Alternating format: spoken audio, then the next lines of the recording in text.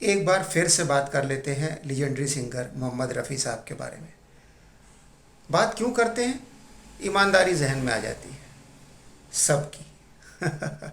जी हाँ, मोहम्मद रफ़ी के उस दौर की बात करते हैं जब वो मोहम्मद रफ़ी थे, रफ़ी साहब नहीं थे।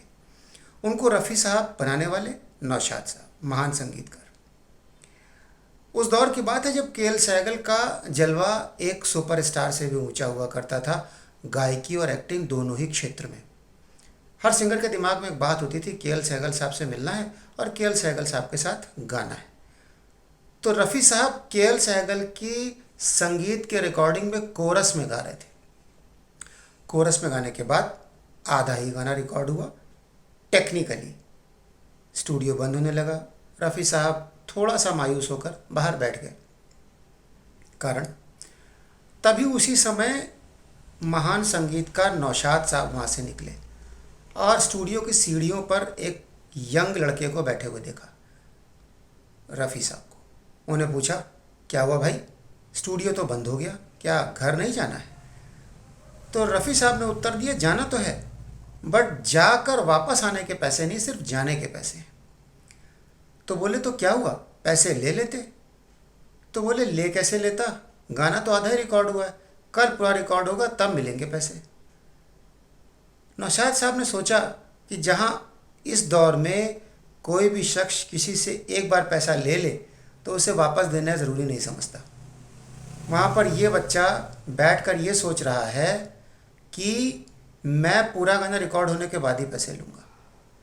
उनकी ईमानदारी और उनकी बेमिसाल शख्सियत नौशाद साहब को कहीं ना कहीं पर छू गई और उन्हें इसको देखते हुए ना सिर्फ रफ़ी साहब को वहीं पर डिस्कशन करने के बाद उनसे अपने अगले गीत की रिकॉर्डिंग का साइनिंग अमाउंट दे दिया, बल्कि उनसे साइनिंग डेट भी पूछ ली, बता ली।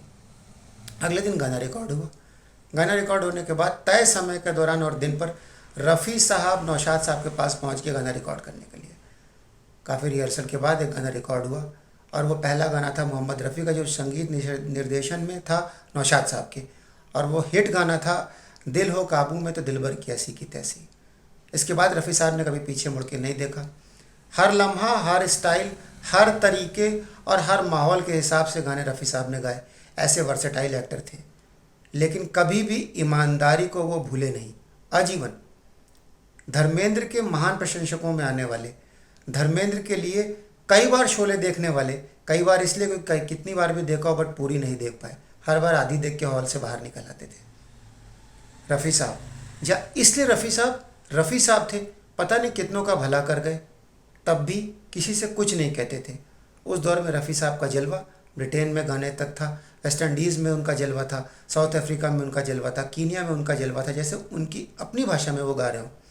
और अगर पाकिस्तान में जुल्फ़िकार अली भुट्टो से ज़्यादा किसी का जलवा था, वहाँ के प्रधानमंत्री से ज़्यादा, तो वो रफ़ी साहब थे। ये थे हमारे रफ़ी साहब, जिनकी ईमानदारी को पाना बेमिसाल शख्सियत को पाना है। आप क्या कहना चाहेंगे इस वर्सेटाइल सिंगर के बारे में? आप क्या कहना चाहेंगे इस महान शख्सियत के बारे में? अपने कमेंट्स के माध्यम से मुझ तक प्यार पहुंचाएं, अच्छे कमेंट्स करें, प्लीज़ सब्सक्राइब करिए, मुझे अच्छा मोटिवेशन मिलेगा। Thank you very much.